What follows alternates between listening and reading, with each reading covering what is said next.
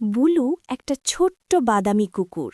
সে থাকে তার মালিক রাহুলের সাথে গ্রামের এক শান্ত বাড়িতে।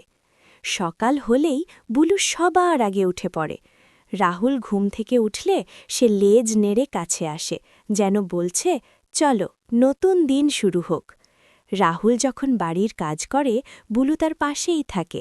কখনো জুতো এনে দেয়, কখনো উঠোনে পড়ে থাকা জিনিস মুখে করে তুলে আনে। রাহুল হাসতে হাসতে বলে, তুই না থাকলে কাজই জমে না রে বুলু। বিকেলে রাহুল কাজ শেষে ফিরলে বুলু দরজার সামনে বসে অপেক্ষা করে। দূর থেকে পায়ের শব্দ পেলেই সে চিনে ফেলে তার মানুষকে।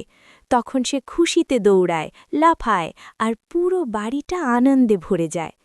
রাতে রাহুল মন খারাপ করে বসে থাকলে বুলু কিছু না বলেই তার পাশে এসে বসে, মাথাটা ধীরে করে রাহুলের কোলে রেখে দেয়। সেই নিঃশব্দ ভালোবাসায় রাহুলের সব ক্লান্তি কমে যায়।